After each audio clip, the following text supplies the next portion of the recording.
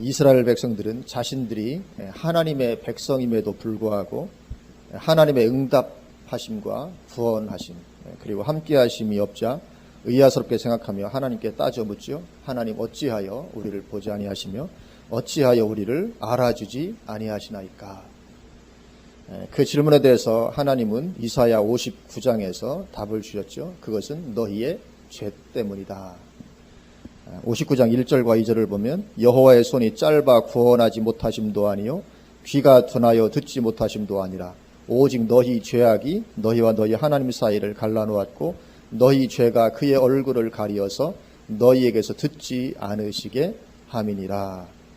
죄 때문에 하나님과 너희 사이가 갈라지게 되었고 하나님의 구원도 없고 하나님의 응답도 임하지 않게 되었다고 말씀을 하고 있습니다. 그런데 문제는 이스라엘이 자기들의 힘으로는 그러한 죄를 벗어나서 의로워질 수가 없다는 거죠. 타락한 인생의 본성 때문에 그것이 되지를 않는 것입니다. 그래서 하나님은 하나님의 백성들을 구원하실 새로운 길을 예비하십니다. 독생자 예수 그리스도를 보내시는 것이죠. 그래서 예수님은 오셔서 우리 죄를 짊어지시고 그 죄의 값을 담당하시는 것입니다. 그래서 그렇게 하심으로 이제 자기의 죄악됨을 인정하며 예수님의 그 대속사역을 믿고 받아들이는 사람은 그의 죄의 크기와 상관없이 의인으로 인정받게 되는 것입니다. 구원받게 되는 것이죠. 그리고 그렇게 이제 새롭게 태어난 거듭난 사람은 이제 하나님의 영의 인도를 따라 살아가게 되는 것이죠. 그것이 신앙생활인 줄로 믿습니다. 예수 믿고 구원받고 이제 하나님의 영의 인도를 따라서 살아가는 것, 그것이 우리의 신앙생활입니다. 그래서 이사야 59장에서는 그렇게 메시아를 보내실 것을 말씀하시고 이제 오늘 본문인 이사야 60장으로 이어지는 것입니다. 60장에 들어와서 일어나라 빛을 발하라 그렇게 하나님께서 말씀하십니다. 누구에게 하시는 말씀입니까? 하나님의 백성 이스라엘에게 하시는 말씀이죠. 일어나라 빛을 발하라. 이 명령형으로 되어 있습니다. 행동을 지금 촉구하시는 것이죠. 적극적 반응을 요구하시는 것입니다. 본래 이스라엘은 빛으로 부름을 받았지요. 이스라엘은 특별히 빛으로 부름받은 하나님을 위해서 선택받은 그런 민족이었습니다. 그들은 다른 이방 민족들을 향해 빛을 발할 사명이 있었습니다. 그렇게 함으로 말미암아 하나님으로 하여금 다른 민족들을 통해서 영광을 받으시도록 그렇게 해야 했죠. 그런데 그들은 빛을 발하지 못하고 있었습니다. 오히려 하나님의 영광을 가리는 가운데 있었죠. 그래서 로마서 2장 24절에 이렇게 말씀합니다. 기록된 바와 같이 하나님의 이름이 너희 때문에 이방인 중에서 모독을 받는도다. 이방인들을 향해서 하나님의 영광을 드러내고 빛을 발해야 될 그런 사명이 있었는데 오히려 너희 때문에 하나님의 이름이 이방인 중에서 모독을 받게 되었다. 그렇게 말씀을 하고 있습니다. 왜 그렇게 되었습니까? 왜냐하면 이스라엘 백성들이 죄 가운데 있었기 때문에 그렇죠. 그들 역시 이방인들과 다름없이 어둠 가운데 있었던 것입니다. 이방인의 빛을 발해야 되는데 본인들부터가 이 어둠 가운데 있는 거죠. 그저 빛이 있는 최악에만 했을 따름이죠. 사실적으로 이스라엘 백성들에게 빛이 있었던 게 아니고 자기들은 빛이 있는 것처럼 그런 체험만 했던 거죠. 그래서 로마서 2장 17절에서 20절에 유대인이라 불리는 내가 율법을 의지하며 하나님을 자랑하며 율법의 교훈을 받아 하나님의 뜻을 알고 지극히 선한 것을 분간하며 맹인의 길을 인도하는 자요 어둠에 있는 자의 빛이요 율법에 있는 지식과 진리의 모본을 가진 자로서 어리석은 자의 교사요 어린 나이의 선생이라고 스스로 믿으니. 이 스스로는 그렇게 믿었습니다. 어떻게 믿었습니까? 우리는 어둠에 있는 자의 빛이다. 스스로 그렇게 믿었다는 것입니다. 우리는 어둠에 있는 자의 빛이다. 그래서 그들 스스로는 우리는 하나님의 백성들로서 어둠에 있는 자의 빛이다 그렇게 생각했지만 그러나 실제로는 이방인과 똑같이 어둠 가운데 있는 어둠에 있는 자에 불과했던 거죠.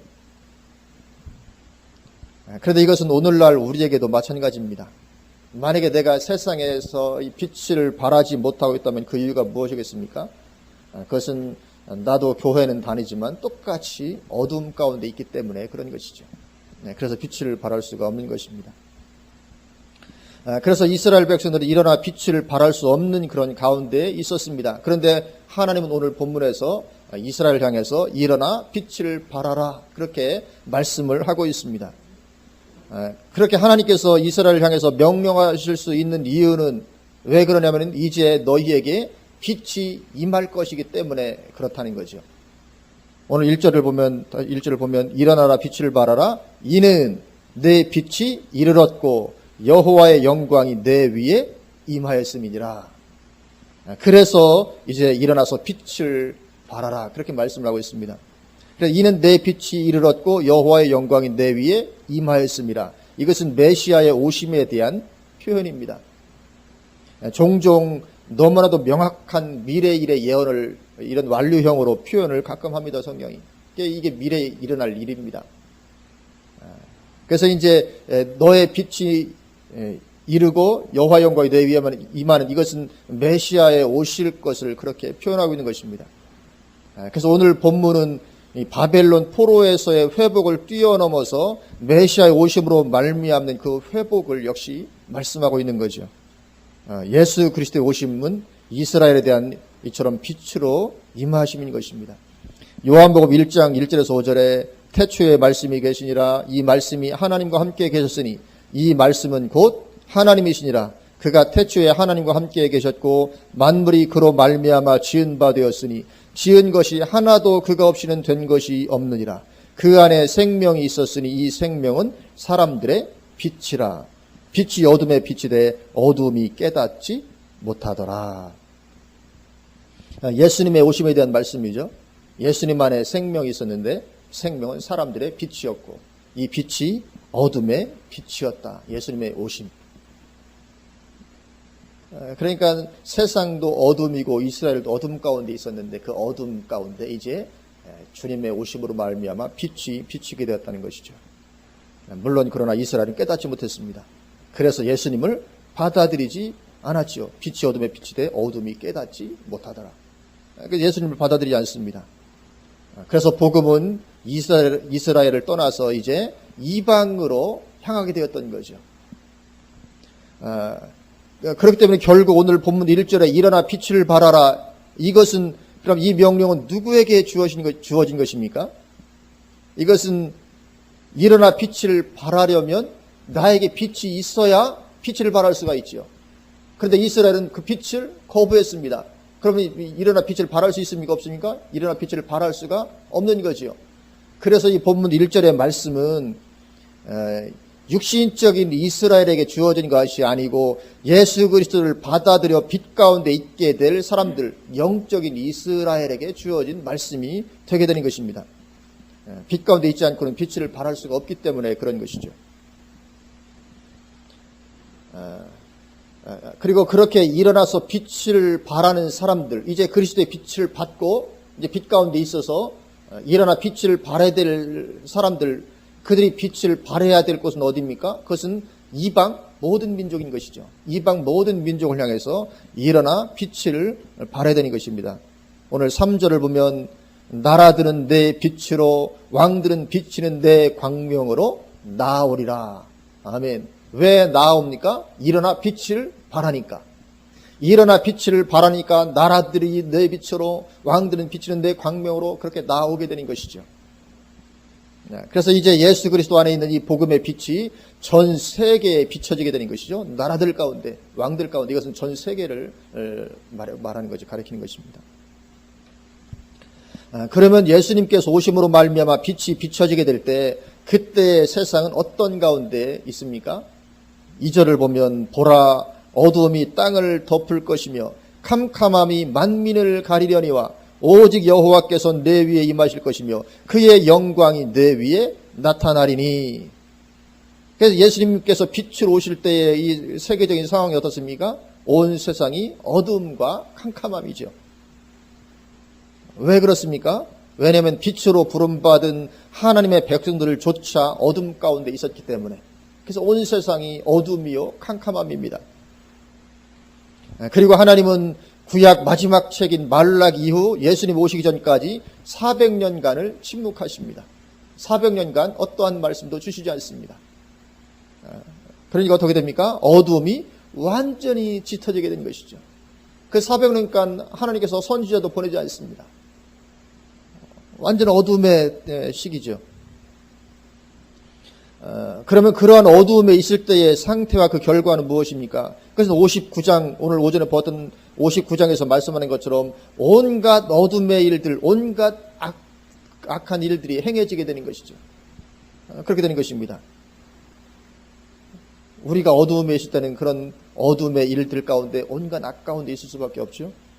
그리고 죽은 후에는, 그렇게 어둠 가운데 살다가 죽은 후에는 영원한 어두움에 들어가게 되는 것입니다. 한 번 죽는 것은 사람에게 정하신 것이요, 그 후에는 심판이 있으리니. 그리고 베드로서 2장 4절을 보면 하나님이 범죄한 천사들을 용서하지 아니하시고 지옥에 던져 어두운 구덩이에 두어 심판 때까지 지키게 하셨으며, 이 어두운 구덩이, 그냥 그렇게 묘사하고 맙니다. 이런 어둠인 것이지, 영원한 어둠. 그래서 어둠 가운데 살다가 영원한 지옥의 어둠 속에 들어가서 영원토록 고통하게 될 수밖에 없는 것이죠. 이 어두움 가운데 있을 때 그럴 수밖에 없는 것입니다. 그런데 그러한 어두움이 전 세계적으로 최고주에 달했을 때 주님께서 빛으로 임하신 것입니다. 완전한 어둠과 완전한 깜깜함. 이방인들도 어둠 가운데 있고 하나님의 백성도 완전한 어둠 가운데 있을 때, 그때 주님께서 빛으로 임하십니다. 요한복음 12장 46절에 주님께서 말씀하십니다. 나는 빛으로 세상에 왔나니 무릇 나를 믿는 자로 어둠에 거하지 않게 하려 함이로라. 그래서 예수님께서 빛으로 오셨다고 말씀합니다. 나를 믿는 자로 어둠에 거하지 않게 하기 위해서 내가 빛으로 세상에 왔다, 그렇게 말씀을 하고 있습니다. 그래서 우리가 어둠에 거하지 않을 유일한 길은 빛으로 오신 예수님을 믿는 것밖에 없습니다. 그래야만 우리가 빛 가운데로 나아갈 수 있는 것이죠. 그래서 이것이 우리가 예수님을 믿어야 할 이유가 되는 것이고, 이것이 우리가 복음을 전해야 될 이유가 되는 것입니다. 예수님 외에는 어떠한 소망도 없기 때문에. 그렇죠. 그래서 이제 그렇게 빛을 받아 어두움을 피하고 빛 가운데 있게 된 사람들은 이제 어떻게 됩니까? 일어나 빛을 발해야 되는 것입니다. 일어나 빛을 발하라. 왜요? 내가 이제 빛을 받았기 때문에, 내 안에 빛이 있기 때문에 이제 그런 사람은 일어나서 빛을 발하야 되는 것이죠. 그렇게 빛을 발하게 되는 것입니다. 그래서 그 결과로 이제 지구촌 모든 곳에서 수많은 사람들이 구원의 빛 가운데로 다시금 나오는 그런 역사가 있게 되는 것이죠. 먼저 받은 사람들이 빛을 발하고 그 결과로 많은 사람들이 빛 가운데로 찾아 나오게 되는 것이죠. 4절입니다. 4절. 내 눈을 들어 사방을 보라. 무리가 다 모여 내게로 오느니라. 왜 그렇게 오게 됩니까? 빛을 발하니까. 일어나 빛을 발하니까 사방에서, 전 세계에서 무리가 다 모여 내게로 오느니라. 내 아들들은 먼 곳에서 오겠고 내 딸들은 안기어 올 것이라. 그래서 사방에서 무리가 다 모여들고 이방인들이 그렇게 구원받게 되는 것입니다. 그리고 이방인들이 그렇게 구원받게 될 뿐만 아니라 그들이 어떻게 합니까? 내 아들들은 먼 곳에서 오겠고 내 딸들은 안기어서 오게 될 것이다. 이 말씀은 이사야 49장 22절 말씀의 반복입니다. 이사야서 49장 22절을 보면 좀 더 자세하게 말씀하죠. 주 여호와가 이같이 이르노라. 내가 문 나라를 향하여 나의 손을 들고 민족들을 향하여 나의 기치를 세울 것이라. 여기 기치를 세우는 것, 예수 그리스도의 오심을 말씀하는 것입니다. 기치를 세울 것이라. 그들이 내 아들들을 품에 안고 내 딸들을 어깨에 메고 올 것이며. 이스라엘의 아들들을 품에 안고 딸들을 어깨에 메고 올 이 그들이 누굽니까? 뭇 나라, 민족들이죠, 그죠? 내가 뭇 나라들을 향하여 나의 손을 들고 민족들을 향하여 나에게 줄 것이라. 그들이 내 아들들을. 그래서 이 뭇 나라 민족들, 그러니까 이방인들이 이스라엘의 아들과 딸들을 품에 안고 어깨에 메고 그렇게 돌아오게 될 것을 말씀하죠. 그것이 오늘 4절이 바로 그 말씀입니다. 네 아들들은 먼 곳에서 오겠고 내 딸들은 안기어 올 것이라. 그래서 구원받은 이방인들이 그렇게 유대인의 후손들을 빛으로 인도하는 것을 말씀하고 있습니다. 그렇게 마지막에는 결국 육신적인 이스라엘도 영적인 이스라엘로 회복이 되어지게 되는 것이죠. 누구에 의해서요? 이방인들에 의해서 이렇게 유대인의 후손들이 이제는 하나님께로 돌이켜지게 된 것입니다. 그래서 지금도 유대인 선교 비전을 품은, 이스라엘 선교 비전을 품은 이방인들이 많이 생겨나고 있는 것이죠. 마지막 때가 다 되었기 때문에 그렇습니다. 심지어는 우리 교회에서도 이스라엘 선교를 마음을 품은 몇몇 분들 있지 않습니까? 이 마지막 때 징조입니다. 사실 이것이 불과 얼마 전까지만 해도 이스라엘 선교 비전을 품은 사람은 거의 없었습니다. 최근의 현상입니다. 종교 개혁자들조차도 유대인들을 미워했지 전도하려고 하지 않았습니다. 그렇게 위대한 칼빈, 루터나 그들이 유대인들 전혀 관심 바뀌었습니다. 오히려 그들을 굉장히 안 좋게 생각했습니다. 그래, 이게 유대인 이스라엘 선교 비전은 최근에 들어와서야 이제 생겨나기 시작한 것입니다. 마지막 때가 다 된 것이죠. 그래서 이방인 그리스도인들이 유대인에게 관심을 가지고 있다는 자체가 벌써 마지막 때가 다가왔음을 보여준 것입니다. 그렇게 지구촌 사방으로부터 무리가 모여듭니다. 어디로? 빛 가운데로. 그러니까 기쁨이 넘치게 되죠. 5절입니다. 그때에 내가 보고 기쁜 빛을 내며 내 마음이 놀라고 또 화창하리니 이는 바다의 부가 내게로 돌아오며 이방 나라들의 재물이 내게로 옴이라. 사람만 오는 것이 아니라 부와 재물까지도 같이 오게 된다. 그렇게 말씀을 하죠. 그 풍성함을 누리게 되는 것이죠. 그럼 여기 내게로 돌아올 때 이 내게로, 이 너가, 여기에 너가 누굽니까? 여기 너는 1절에 일어나라 빛을 발하라 이 명령을 받은 사람입니다. 일어나 빛을 발하라. 그 결과로 그것이 나에게 오게 되는 것이죠. 일어나 빛을 발해서 오게 되는 것입니다. 그러니까 이 사람이 누굽니까? 빛으로 오신 그리스도를 영접함으로 말미암아 빛 가운데 있게 된 영적인 이스라엘을 가리키는 것이죠. 즉 신약 시대의 교회를 가리키는 것입니다. 그래서 이 말씀은 육신적인 이스라엘에게 이방 나라들이 막 재물을 갖다 주고 막 불을 갖다 주고 그 말씀을 하는 것이 아니고, 왜냐하면 그들은 일어나 빛을 발하지 아니했기 때문에, 일어나 빛을 발한 그들에게 이제 빛을 받은 사람들이 이렇게 몰려오게 되는 것, 재물을 가지고 오는 것이죠. 이 신약시대의 교회를 가리키는 것입니다. 물론 신약시대의 교회는 유대인과 이방인의 구별이 없죠. 그래서 여기 이스라엘, 육신적인 이스라엘은 지금도 여전히 일어나 빛을 발하는 가운데 있지 않습니다. 그들은 아직까지도 일어나 빛을 발하고 있지 않습니다. 그리고 이 재물이 몰려오는 것은 어떻습니까? 일어나 빛을 발한 이후에 이루어질 사건이죠. 일어나 빛을 발한 이후에 이 재물이 몰려오는 것이, 이 사건이 일어나는 것인데, 이스라엘은 아직도 일어나 빛을 발하는 가운데 있지 않습니다. 그런데 그렇게 이방이 재물을 가지고 나오는 것이 일어나 빛을 발한 결과 이런 것이기 때문에 이것이 육신적인 이스라엘을 가리킨다고 보기가 어려운 것입니다. 그래서 이것은 빛 가운데 있는 신약시대의 영적인 이스라엘, 즉 교회에 임하게 될 그 풍성함을 말씀하는 것이죠. 그래서 이 일어나 빛을 발하는 교회가 얼마나 이 물질적으로도 앞으로 풍성하게 될 것인가, 그것을 말씀하는 것입니다. 그리고 오늘날 교회는 이 풍성함을 누리고 있는 가운데 있죠. 어쩌면 너무 누려서 탈이 날 지경입니다. 얼마나 풍성함을 많이 누리고 있는지 모릅니다.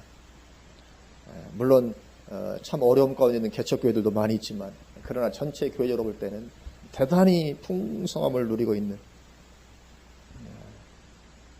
그런 가운데 있는 것을 보게 됩니다. 사실 자녀들을 풍성하게 해주고 싶은 건 부모의 마음이잖아요. 우리도 이 자녀들을, 하나님도 자녀들 이렇게 좀 풍성하고 부유하게 해주고자 이런 마음이 있습니다. 그래서 복음이 들어가면, 복음이 꼽히면 어느 나라든지 다 부유하게 다 편했죠. 하나님의 어떤 마음입니다. 뭔가 좀 잘해주고 싶은. 그런데 이 물질적인 풍요가 꼭 좋은 것만은 아니잖아요. 결국은 교회를 타락으로 이끌어가기 때문에 이건 예외가 없이, 교회사를 볼 때 예외가 없이 이 물질적인 풍요는 꼭 교회의 타락을 가져왔습니다. 그리고 한국교회도 지금 그 길로 접어들고 있는 상황이죠. 주님 말씀하시기를 부자가 천국 들어가기가 얼마나 어려운지, 낙타가 바늘기로 들어가는 것보다 더 어렵다, 그렇게 말씀하셨습니다. 이걸 좀 더 규모를 크게 얘기하면 부자 교회가 천국 들어가기 얼마나 어려운지, 낙타가 바늘기로 들어가기도 더 어렵다, 그렇게 말해도 과언이 아닐 것입니다. 왜냐하면 부유하면 참된 신앙에서 반드시 벗어나게 되어 있는 그런 것을 보이기 때문에 교회의 역사가 그것을 말해주고 있고, 오늘날의 한국 교회도 그것을 말해주고 있습니다. 예의 없이. 그래서 이 물질적인 풍요가 꼭 좋은 것만 아닙니다. 반드시 신앙이 타락하도록 이끌기 때문에 그렇죠.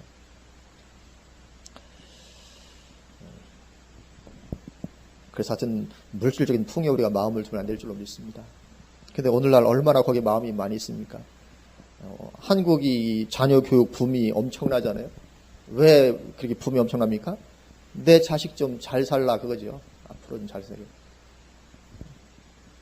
근데 이 자식을 이렇게 공부도 막하니 시키고 이것저것 해가지고 잘 살도록 해서 이렇게 열심히 애를 쓰는데, 그래서 그 결과로 만약에 자식이 나중에 부유하고 잘 살게 됐다면 우리는 기억해야 됩니다. 반드시 그 자식이 낙타가 바늘기로 통과하는 그 테스트를 통과할 수 있겠는가, 반드시 우리는 생각을 해야 되죠. 그래서 우리 자식들을 성공시키기 위해서 모든 것을 다 하는 것이 어쩌면 그 자식을 영적으로 죽이는 것이 될 수도 얼마든지 있는 것입니다. 사실은 그렇게 되어가고 있고요. 사실은. 그래서 오늘 보면 6절부터 9절은 그렇게 재물들이 몰려오게 될 것을 구체적으로 열거하고 있는 그런 부분입니다. 6절, 허다한 낙타, 미디안과 에바의 어린 낙타가 네 가운데에 가득할 것이며 스바 사람들은 다 금과 유향을 가지고 와서 여호와의 찬송을 전파할 것이며, 이렇게 낙타를 끌고 오죠. 허다한 낙타를 끌고 옵니다. 그래서 이것이 실제로 낙타를 그렇게 끌고 온다는 그런 얘기가 아니죠. 오늘날 낙타 끌고 오겠습니까? 그래서 교회 가운데 낙타가 가득하게 될 것을 말한 것이 아니죠. 이것은 재물이 그렇게 몰려오게 될 것을 성경이 기록될 당시의 상황으로 그렇게 묘사하고 있을 따름인 거죠. 그리고 이 7절에서 9절을 보면 그렇게 나오는 사람들이 전 세계에 걸쳐 있게 될 것을 말하고 있습니다. 그것은 전 세계에 그렇게 복음이 전해질 것을 말하는 거죠. 그래서 전 세계에, 그렇게 전 세계에서 이렇게 나오는, 그래서 전 세계 복음이 그렇게 좀 놀랍게 전해지는. 그래서 오늘 이 본문이 기록될 이사야 당신이 꿈 같은 얘기겠지만, 그러나 오늘 우리는 이것이 거의 다 성취되어진 것을 보고 있는 것이죠. 이사야가 보면 어쩌면 깜짝 놀랄지 모릅니다. 자기가 예언을 해놓고도 야, 세상에 이렇게까지 되다니 아마 깜짝 놀랄 정도로 그렇게 하나님의 말씀은 1.1핵이라도 틀림이 없는 것이죠. 하나님의 말씀은 정말 틀림이 없는 줄로 믿습니다. 잠깐 짧은 기간을 놓고 내 삶을 놓고 볼 때 하나님의 말씀이 왜 이래 안 이루어지나 그렇게 생각할지 모르지만, 우리가 길게 놓고 볼 때는 하나님의 말씀이 하나도 틀림없이 그렇게 온전히 이루어지고 성취되는 것을 보게 됩니다. 그리고 여기 6절과 7절을 보면 이 6절과 7절에서 언급되고 있는 지역들, 미디안, 스바, 게달, 느바옅, 이 지역들이 어디입니까? 다 오늘날 아랍 이슬람 지역이죠. 7절을 보면 게달의 양무리는 다 내게로 모일 것이요 느바옅의 수량은 내게 공급되고 내 제단에 올라 기꺼이 받음이 되리니 내가 내 영광의 집을 영화롭게 하리라. 그래서 여기 게달과 느바옅이 나옵니다. 게달과 느바옅은 이스마엘의 자손들입니다. 모두 아랍 이슬람 지역이죠. 그런데 지금 마지막까지 가장 강력하게 어둠으로 남아있는 초롱성 같은 지역이 바로 이들 지역입니다. 아랍 이슬람 지역. 그런데 오늘 6절과 7절이 그들이 돌아오게 될 것을 말씀하죠. 이 성경 예언이기 때문에 우리는 반드시 아랍 이슬람 지역이 하나님께로 나오는 일을 반드시 우리는 보게 될 줄로 믿습니다. 이 일은 반드시 이루어질 것입니다. 성경 예언이기 때문에. 그래서 저는 이 사우디아라비아에 이 관심이 많이 가더라고요. 사우디아라비아. 왜냐하면 가장 강력한, 얼마나 강력한지, 지금 전 세계에서 가장 강력한 이슬람 국가 사우디아라비아입니다. 항상 기독교 박해 국가 1위, 2위 하면 항상 북한하고 사우디아라비아. 얼마나 이슬람이 진이 강력한지, 사우디아라비아에서 선교사로 사역하고 있다는 얘기를 제가 거의 들어본 바가 없습니다. 사우디아라비아에 F 갔다 왔다. 그런 얘기도 한 번도 못 들어봤어요. 이 나라가 얼마나 강력하게 저항하는지 이건 뭐 들어가기가 쉽지 않습니다. 거기에서 선교하는 거 거의 불가능합니다. 이슬람적에서 많은 이야기가 나와도 사우디아라비아에서 뭔 역사가 있었다 전혀 그런 얘기는 있지 않습니다. 사우디아라비아에서 뭐 사역했던 간증 한 번도 들어본 바가 없습니다. 진짜 이슬람의 메카와 메디나가 있는 지역답죠. 메카와 메디나가 바로 사우디아라비아에 있습니다.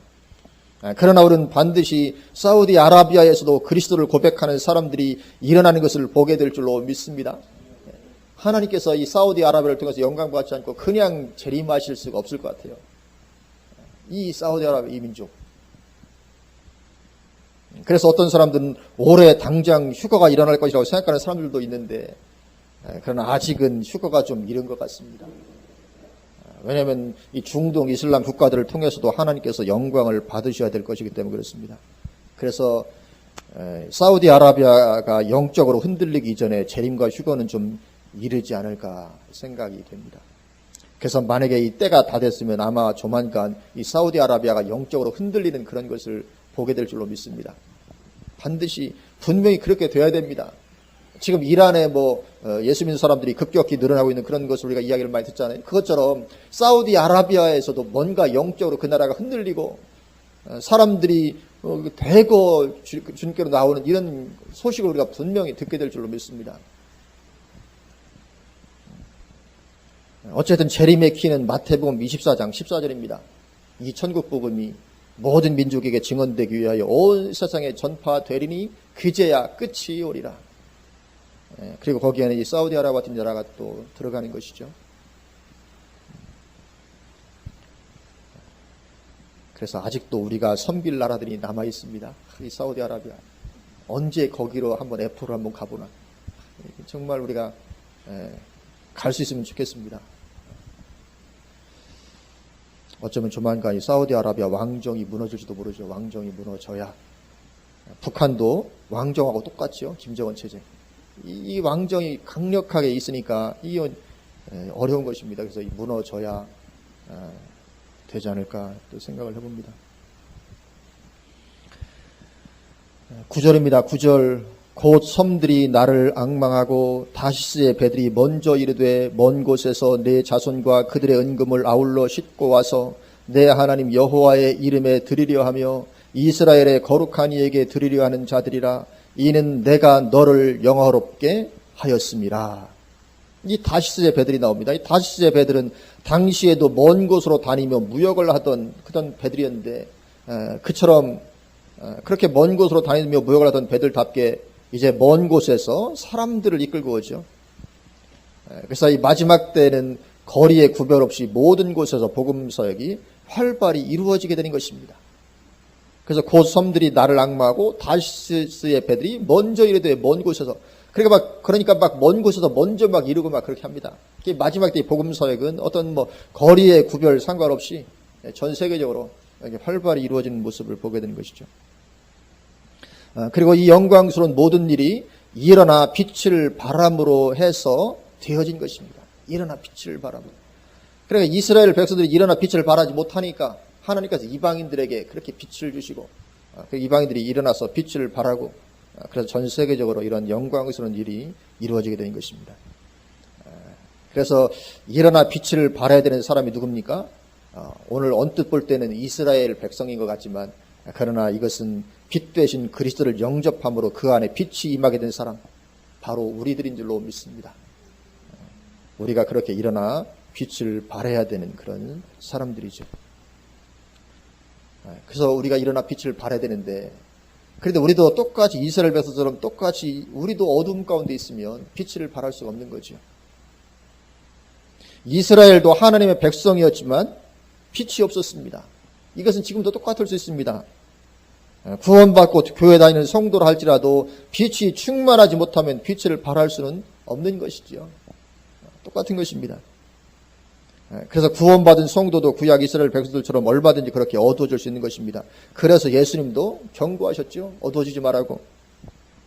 마태복음 5장 13절에 너희는 세상의 소금이니 소금이 만일 그 맛을 잃으면 무엇으로 짜게 하리요?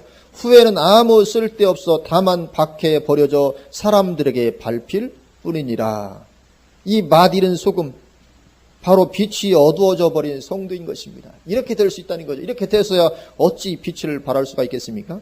버려져서 사람들한테 밟히게 되는데. 그래서 우리는 일어나 빛을 발할 수 있도록 빛 대신 주님 가운데 충만히 거해야 될 줄로 믿습니다. 가장 중요한 게 이것이죠. 이것보다 더 중요한 것은 없습니다. 주님만에 거하는. 왜냐하면 주님이 빛이시기 때문에. 그래서 내가 빛 가운데 충만히 있도록 하는 이것보다 더 중요한 것은 없는 것이죠. 그래서 우리가 그 빛 가운데 이제 빛이 충만하게 되면 그때부터는 아무도 그 빛을 막을 수가 없는 것입니다. 왜냐하면 빛은 어디를 가든지 어둠을 몰아내기 때문에. 나에게 빛이 충만하면 아무도 막을 수 없습니다. 어둠이 아무리 있어도 빛이 가면 어둠은 물러나게 되어 있는 것이죠. 아무도 막을 수가 없는 것입니다.